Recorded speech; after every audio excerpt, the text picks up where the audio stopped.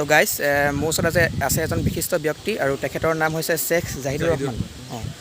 তেখেতৰ পৰা আমি আজানপীৰ দৰগাহৰ বিষয়ে কিছু কথা জানিব পাৰিম। তো হাই হেল্ল' নমস্কাৰ and welcome back to my YouTube channel. এতিয়া মই আছোঁ শিৱসাগৰ সুৰাগুৰি চাপৰিত, আৰু সুৰাগুৰি চাপৰিতে জানে আপোনালোক সকলোৱে ইয়াতে আজানপীৰ দৰগাহ আছে। আৰু বৰ্তমান মই আজানপীৰ দৰগাহৰ মানে সন্মুখতে আছোঁ, মানে গেটখনৰ সন্মুখতে আছোঁ। তো এই দৰগাহৰ কিছুমান পৰিৱেশ আৰু লগতে ইয়াৰ বিষয়ে অলপ জানিবলৈ চেষ্টা কৰিম। তো আহক ভিডিঅ'টো আৰম্ভ কৰিম।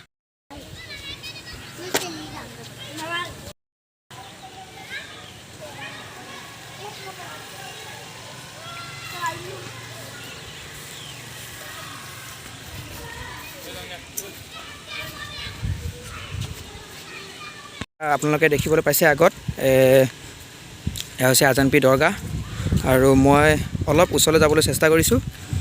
চাওক গাইজ, গেটখনৰ পৰা সোমাই আহি কাষে কাষে গছ, আৰু ভাল লাগিছে, পৰিৱেশটো সঁচাকৈ ভাল লাগিছে।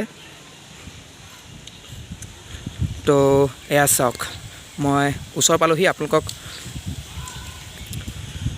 এয়া চাওক গাইজ। মই এতিয়া আজানপীৰ দৰগাহৰ দেখিছে মই সন্মুখতে আছোঁ, আৰু যিহেতু মই দৰগাহৰ বিষয়ে ইমান নাজানো, গতিকে এজন বিশিষ্ট ব্যক্তি আছে ইয়াৰে, আৰু তেখেতৰ দ্বাৰাই আমি জানিবলৈ চেষ্টা কৰিম।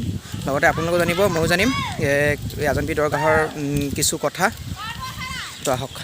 তো গাইজ, মোৰ ওচৰত আছে এজন বিশিষ্ট ব্যক্তি, আৰু তেখেতৰ নাম হৈছে শ্বেখ জাহিদুৰ ৰহমান। তেখেতৰ পৰা আমি আজানপীৰ দৰগাহৰ বিষয়ে কিছু কথা জানিব পাৰিম।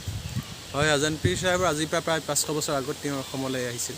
তেতিয়া আমাৰ আহোমৰ ৰাজত্ব আছিল তেতিয়া। হয়, আৰু সেইটো সময়ত তেওঁ বাগদাদ চহৰ পাইছিল, আৰু তেওঁৰ সম্পূৰ্ণ নামটো হ'ল হজৰত শ্বাহ মিৰাণ, আৰু ইয়াৰ থলুৱা লোকে তেওঁক আজানপীৰ বুলি কয়। আজানপীৰ তেওঁৰ পিছত তেওঁৰ পোৱা নাম হয়। তেওঁ আজান দি তেওঁ ইছলাম ধৰ্ম প্ৰচাৰ কৰাৰ কাৰণে তেওঁক আজানপীৰ বুলি কোৱা হয়। তো গাইজ, ভাল লাগিলে, তেখেতে ধুনীয়াকৈ অলপ আমাক বুজাই দিব চেষ্টা কৰিলে, আৰু আপোনালোকে হয়তো অলপ বুজি পালে।